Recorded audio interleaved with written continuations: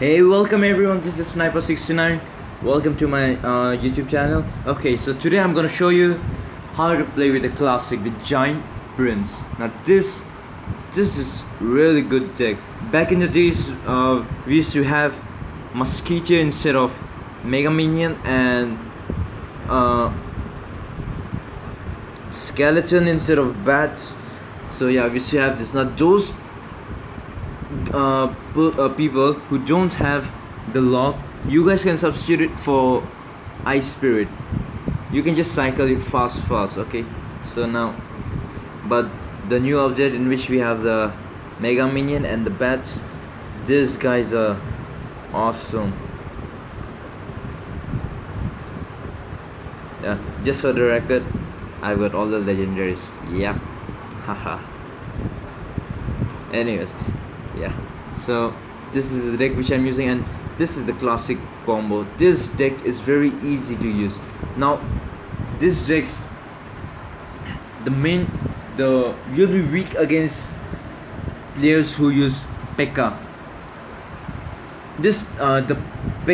The Mama P.E.K.K.A will kill your giants and your prince, so you gotta be careful with this. I'll show you how to play with that, and it's also weak against Inferno Tower. So today I'm gonna show you how you go up against Inferno Towers and the P.E.K.K.A.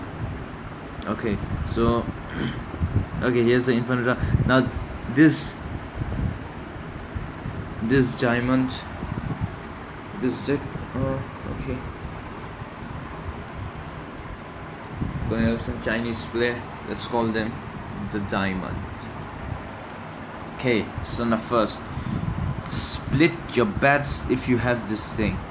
Divide and rule, my friends, divide and rule.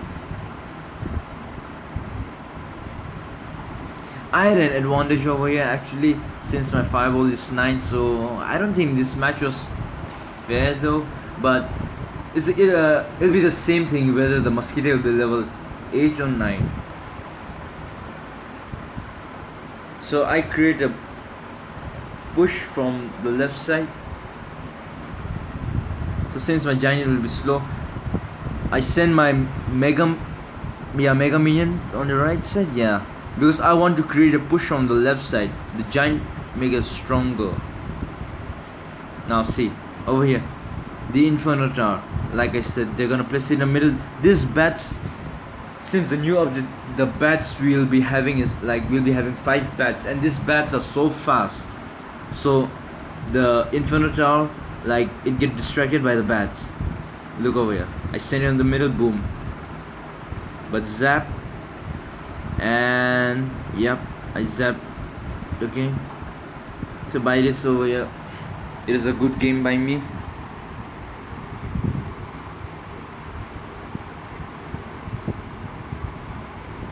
This deck is really easy. The main priority over here, the giant should always be in front of the prince. If the prince is in front of the giant, then the push it won't be that effective. That was a wrong zap by Diamond. The prince did his charge damage on him before his zap. Yeah.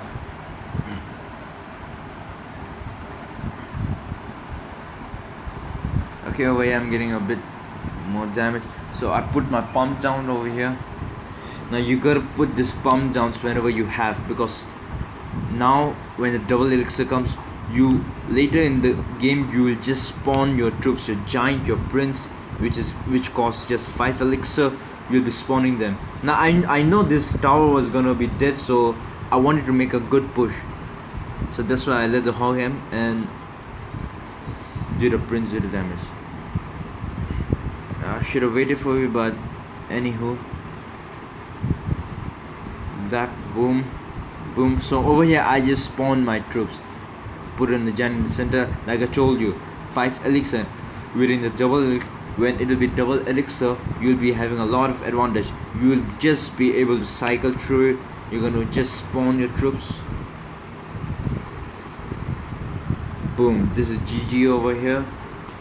Good game. diamond. Okay, so now I'm gonna show you how you go up against a backup player. Now this deck, the pros are using it. It's in the leaderboards. The pros are using it quite a lot. Okay, 33. Oh my god, look at that. Do you see that? Max wins 19. Max wins 19. Now we are talking about the crown championship, ladies and gentlemen. This guy won 19. I feel so sorry for him, man. I wish you luck, my friend. 19 wins. Oh, that is so ouch. Like one win away from the crown championship. Like, oh my god, I feel so sorry. Okay, so I'm gonna show you how you go up against a Pekka. Okay, against some Chinese, or what's this, Korean? I don't know. The clan name in the player's name looks the same, just the twos on top over there. So yeah, I put my pump down. You gotta just pump it up. I fireball away because log wouldn't do that much. I don't think, yeah, obviously you don't log the bats.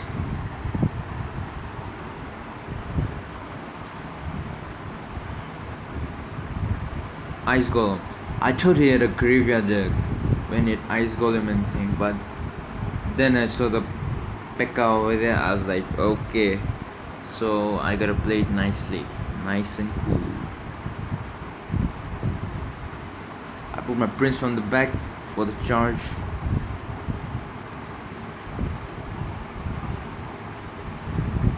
I fireball the Electroviz, boom, with some chip damage to the tower. Zap bats. Now see over here, when a Pekka has this amount of health, if you ignore it, she will hit your tower. I think one hit like that, and one hit is a lot for this. That's why I sent my mega minion to kill it.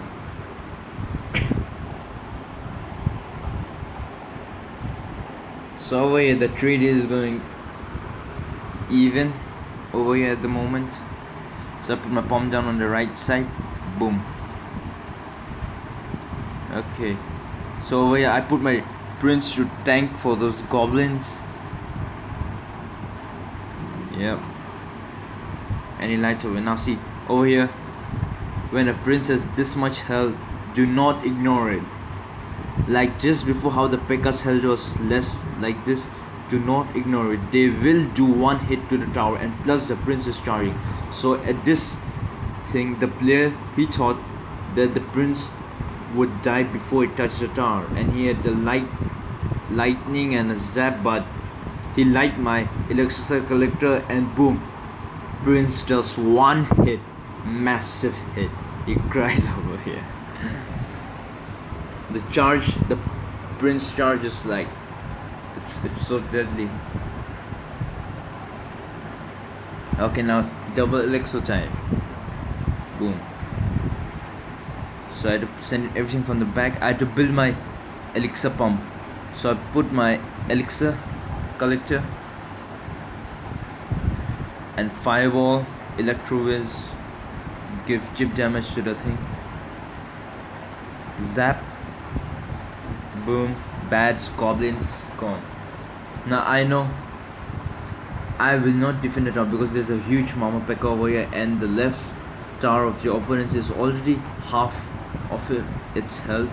So that's why I create a push from the left side.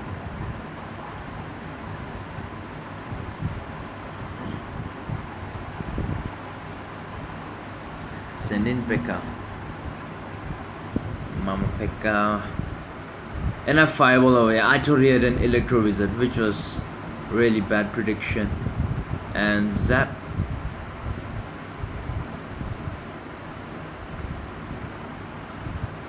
Yeah, this amount of health which the Pekka has, you can ignore it because you know it can kill, but I wanted a push. So at this moment I knew if I would just keep on tanking the Pekka with a giant, it would be in my disadvantage. So I make a two-ways attack. The prince I put on the right side because I want the opponent to. I'm putting pressure on my opponent, and my giant, as you can see, is about to come up in the next few seconds. So now he has to defend against a giant mega minion and a prince charge. Now this prince charge, he ignores it. Look at the damage the prince is doing alone with that half health he had. But too bad, I take the crown. Even if he would take my right tower, I would be having advantage since the opponent's right tower was already in, had a more damage, more half damage. Okay, so this is it. I hope you like it. Give us a thumbs up, subscribe to my channel. By the way, this is my first video, so I'm kind of nervous over here. And you can check out my other decks. This is the infamous lava loon.